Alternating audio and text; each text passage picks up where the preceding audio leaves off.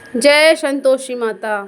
ओम नमः शिवाय। राधे राधे दोस्तों, आप सभी का मेरे यूट्यूब चैनल पर बहुत बहुत स्वागत है दोस्तों। जैसा कि आप सभी जानते हैं, आज है दिन शुक्रवार और शुक्रवार को होता है माता संतोषी का दिन। तो चलिए आज हम सुनते हैं माता संतोषी की चमत्कार की एक सच्ची व्रत कथा। तो दोस्तों, किसी नगर में एक बुढ़िया माइत रहती थी और उसके 7 पुत्र थे। 6 कमाने वाले थे, एक निकम्मा था। बुढ़िया माँ 6 पुत्रों की रसोई बनाती, भोजन कराती और पीछे से जो कुछ भी बचता था वो अपने 7वें पुत्र को दे देती थी। परंतु वो बड़ा भोला भाला और सीधा साधा था। अपने मन में वो किसी तरीके का विचार ना करता। एक दिन अपनी वो पत्नी से बोला कि देखो, मेरी माता का मुझ पर कितना प्यार है। तो वो बोली, क्यों नहीं, सबका जूठा और बचा हुआ तुमको जो खिलाती है। तो वो बोला, भला ऐसा भी कहीं हो सकता है? मैं जब तक अपनी आंखों से न देखूं मैं मान ही नहीं सकता। तब उसकी पत्नी ने हंसकर कहा, तुम देख भी लोगे तो मानोगे। कुछ दिन बाद घर में बड़ा त्योहार आया। घर में 7 प्रकार के भोजन और चूरमा के लड्डू बनाए गए। तो वो जांचने को सिर दर्द का बहाना कर पतला कपड़ा अपने सिर पर ओढ़कर रसोई घर में ही सो गया और कपड़े से सारा चीज देखता रहा।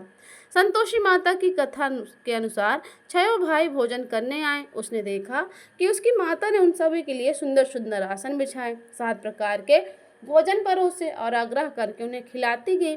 ये देखता रहा। वो 6 भाई भोजन करके उठे, तब माता ने उनकी जूठी थालियों में से लड्डुओं के टुकड़ों को उठाया और एक लड्डू बनाया। जूठन साफ करके बूढ़ी माँ ने पुकारा, उठो बेटा, 6 भाई तुम्हारे भोजन करके चले गए, अब तू ही बचा है, उठना कब खाएगा? तो वो कहने लगा, माँ मुझे भोजन नहीं करना, मैं परदेश जा रहा हूँ। माता ने कहा, कल जाता है तो आज ही चला जा। वो बोला, हाँ हाँ आज ही जा रहा हूँ। इतना कहकर वो घर से निकल गया और चलते समय जब उसको अपनी पत्नी की याद आई तो वो उसकी पत्नी गौशाला में उपले को थाप रही थी। तो वो बोला, मेरे पास कुछ भी नहीं है, ये अंगूठी है सो ले लो और अपनी कुछ निशानी मुझे दे दो। तो वो बोली, मेरे पास तो क्या है, ये गोबर भरा हाथ है। ये कहकर उसकी पीठ में गोबर के हाथ की थाप मार दी और वो परदेश की ओर रवाना हो गया। चलते चलते दूर देश में पहुंच गया।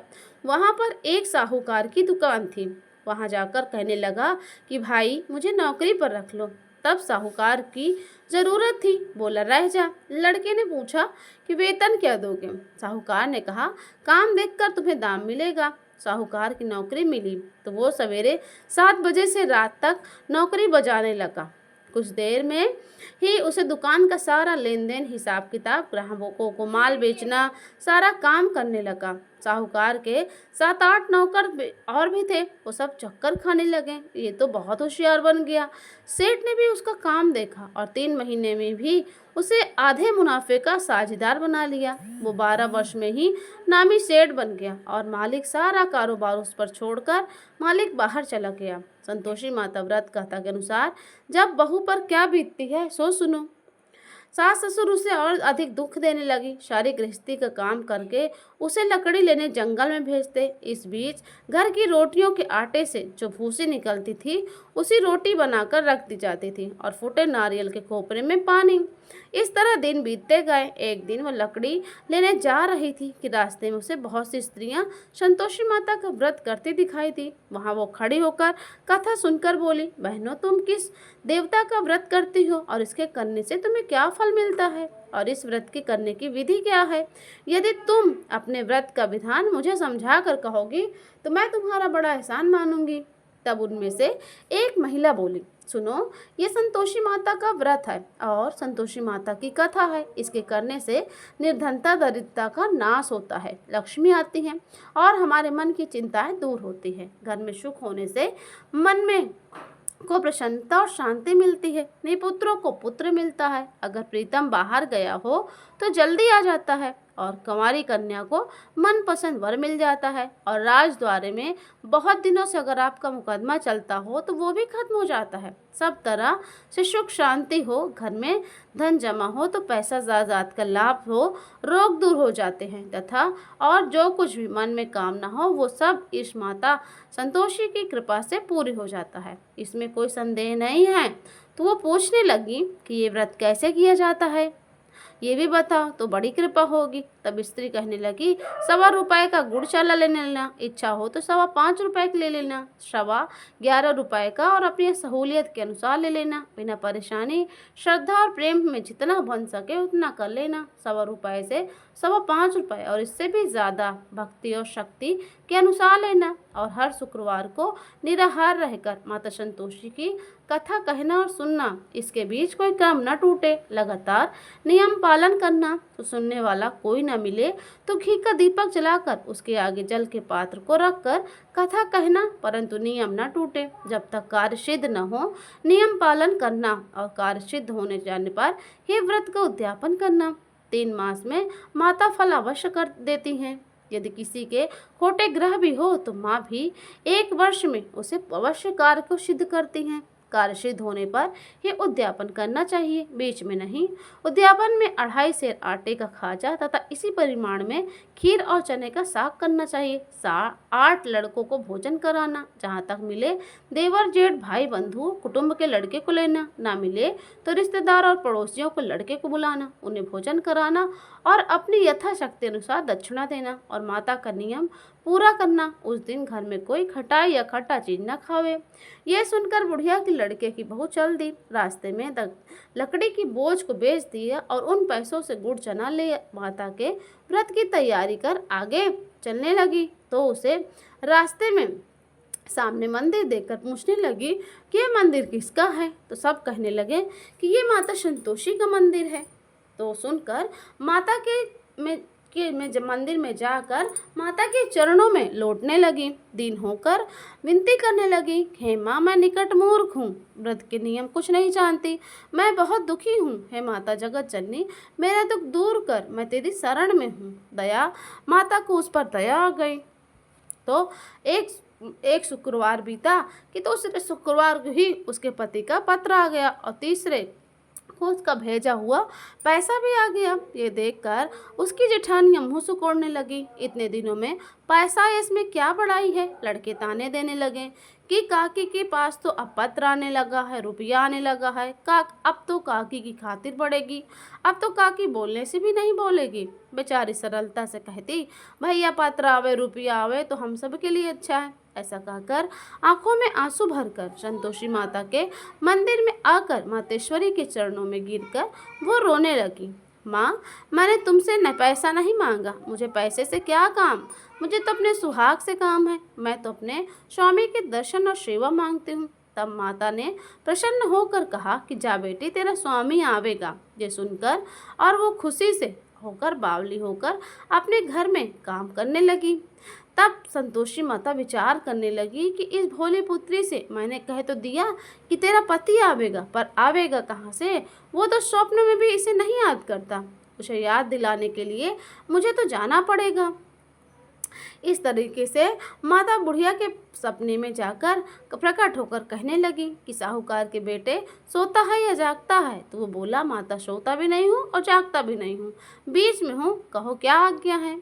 तो माता संतोषी कहने लगी कि तेरा घर बार कुछ है या नहीं। तो वो बोला, हाँ माता, मेरा सब कुछ है, माता है, पिता है, भाई है, बहन है, पत्नी है, मुझे क्या कमी है। तो माँ बोली, भोले पुत्र, तेरी स्त्री घोर कष्ट उठा रही है, तेरे माँ बाप उसे बड़ा दुख दे रहे हैं, तेरे लिए वो तरस रही है, तो उसकी सुध ही ले। और वो बोला, हाँ माता, ये तो मुझे मालूम है, परंतु मैं जाऊँ तो जाऊँ कैसे जाऊँ, पर देश की बात है, लेन देन का कोई हिसाब नहीं है, ना जाने का कोई रास्ता नहीं नजर आता, कैसे चला जाऊँ। तो माँ कहने लगी कि मेरी बात मान, सवेरे नहा धोकर संतोषी माता का नाम ले, घी का दीपक जला और दंडवत कर दुकान में जा बैठ जा, देखते ही देखते तेरा लेन देन सब कुछ हो जाएगा, जमा माल बिक जाएगा, सांझ होते होते धन का ढेर लग जाएगा। वो सवेरे जल्दी उठकर उसने लोगों से अपने सपने की बात कही, तो सब लोग उसकी अनसुनी कर दिल लगी उड़ाने लगे, कहीं सपने की बात भी सच होती है। तो एक बूढ़ा बोला कि देख भाई, मेरी बात मान, इस तरह से साथ छूट करने के बदले देवता ने तुझे जैसा कहा है वैसा करने में तेरा क्या जाता है। उस बूढ़े की बात मानकर और स्नान कर संतोषी माता को दंडवत कर घी का दीपक जला दुकान में बैठ गया। थोड़ी देर में वो देखता क्या है कि देने वाले रुपया लाए, लेने वाले हिसाब लेने लगे, कोठों से भरे सामानों के खरीदार नगद दाम में सौदा करने लगे। शाम तक धन का ढेर अंबार लग गया। माता का चमत्कार देखकर वो प्रसन्न हो मन में माता का नाम ले घर जाने के लिए रास्ते गहना कपड़ा खरीदने लगा और वहाँ के काम निपट कर वो घर को रवाना हुआ। वहाँ बहू बेचारे जंगल में लकड़ी लेने जाती, लौटते वक्त माँ के मंदिर पर विश्राम करते। ये तो उसका रोजाना रुकने का स्थान था दोस्तों।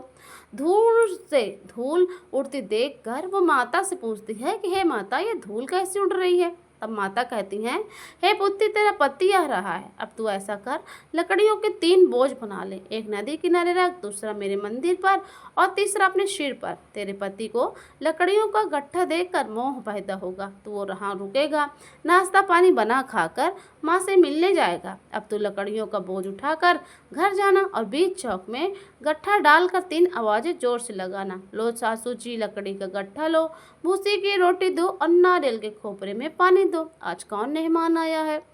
माता की बात सुनकर बहू बहुत अच्छा कहकर वो प्रसन्न होकर लकड़ियों के 3 गट्ठे ले आई। एक नदी तट पर, एक माता के मंदिर पर रखा। इतने में ही एक मुसाफिर आ पहुंचा। सूखी लकड़ियां देखकर उसकी इच्छा हुई कि अब वो यहीं पे विश्राम करे और भोजन बना खाकर गांव जावे।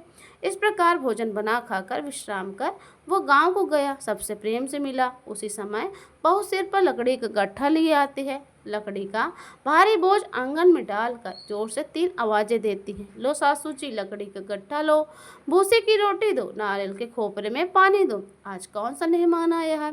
यह सुनकर सास बाहर आ अपने दिए हुए कष्टों को भुलाते हुए कहती है कि बहू, ऐसा क्यों कहती हो, तेरा पति ही तो आया है।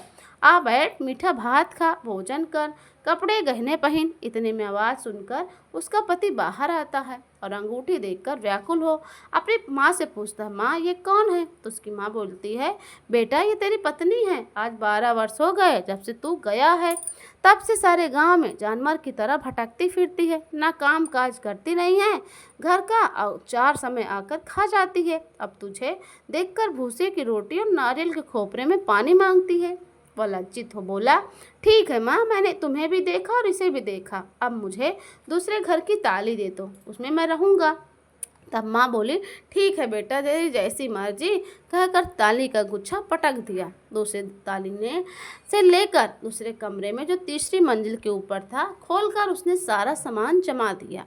एक दिन में ही वहाँ राजा के महल के जैसा ठाट बाट बन गया। अब क्या था, वो दोनों वहाँ सुखपूर्वक रहने लगे। इतने में अगला शुक्रवार का दिन आया। बहू ने अपने पति से कहा कि मुझे माता को उद्यापन करना है। तब उसके पति बोले कि बहुत अच्छा, खुशी से करो। तो वो तुरंत ही उद्यापन की तैयारी करने लगे। जेठ के लड़कों को भोजन के लिए कहने गई, उसने मंजूर किया, परंतु पीछे जेठानी अपने बच्चों को सिखलाती है कि देखो रे, भोजन के समय सब लोग खटाई ज़रूर मांगना, जिससे उसका उद्यापन पूरा न हो सके।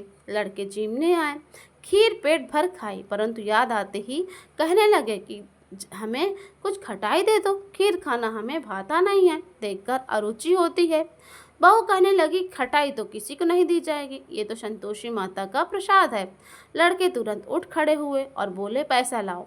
भोली बहू कुछ नहीं जानती थी, सो उन्हें पैसे दे दिए। लड़के उसी समय जाकर इमली खटाई लाकर दुकान से खाने लगे। ये देखकर संतोषी माता ने बहू पर क्रोध किया। राजा के दूत उसके पति को पकड़ के ले गए। जेठ जेठानी मनमाने खोटे वचन कहने लगी, बोले कि पकड़ कर ले गए हैं, लूट कर धन इकट्ठा करके लाया था, सो राजा के दूत पकड़ कर उसे ले गए हैं। अब सब मालूम पड़ जाएगा जब जेल की हवा खाएगा। बहू से ये वचन सहन नहीं हुए। रोती रोती मंदिर में गई। माता के मंदिर में गई। माता, तुमने ये क्या किया, हंसाकर अब क्यों रुलाने लगी। तो माता बोली, पुत्री, तूने मेरे उद्यापन करके मेरा व्रत भंग किया है, इतनी जल्दी सारे बातें भुला दी। वो कहने लगी, माता, भूली तो नहीं हूँ, ना कुछ अपराध किया है, मुझे तो लड़कों ने भूल में डाल दिया था, मैंने भूल से उन्हें पैसे दिए थे, मुझे क्षमा कर दो माँ। तो माँ बोली, ऐसी भी कहीं भूल होती है। तो वो बोली, माँ मुझे माफ़ कर दो, मैं फिर से तुम्हारा उद्यापन करूँगी। माँ बोली, अब भूल मत करना। वो बोली, अब ना होगी। अब माँ बतलाओ वो कैसे आएंगे। तो माँ बोली, जा पुत्री, तेरा पति तुझे रास्ते में ही आता मिलेगा। वो घर को चली।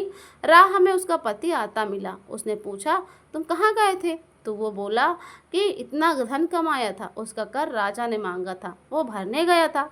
तो प्रसन्न होकर बोली, भला हुआ, अब घर चलो। कुछ दिन बाद शुक्रवार का दिन आया। वो बोली, मुझे माता को उद्यापन करना है। पति ने कहा, करो। तो वो फिर से जेठ के लड़कों को भोजन के लिए कहने गई। जेठानियों ने पहले एक दो बातें सुनाई, लड़कों को सिखा दिया कि तुम पहले ही खटाई मांगना। लड़के कहने लगे कि जगह हमें खीर खाना नहीं भाता, जी बिगड़ता है, कुछ खटाई खाने को देना।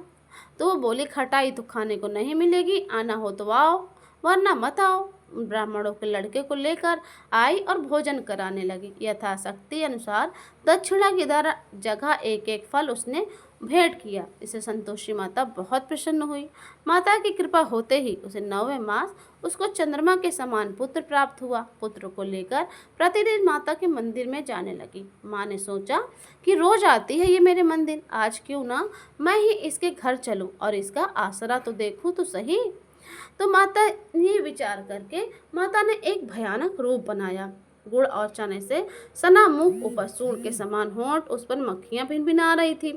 दहलीज में पांव रखते ही उसकी सास चिल्लाई, देख रे, कोई चुड़ैल डाइन चली आ रही है, लड़को इसको भगाओ, नहीं तो ये किसी को खा जाएगी। लड़के डरने लगे और चिल्लाकर खिड़की बंद करने लगे। तब उसकी पत्नी बहू रोशनदान से सारा कुछ देख रही थी। वो प्रसन्नता से पगली होकर चिल्लाने लगी, आज मेरी माता जी मेरे घर आई हैं, वो कहकर और बच्चे को दूध पिलाने से हटाती हैं। इतने में सास का क्रोध फूट पड़ा।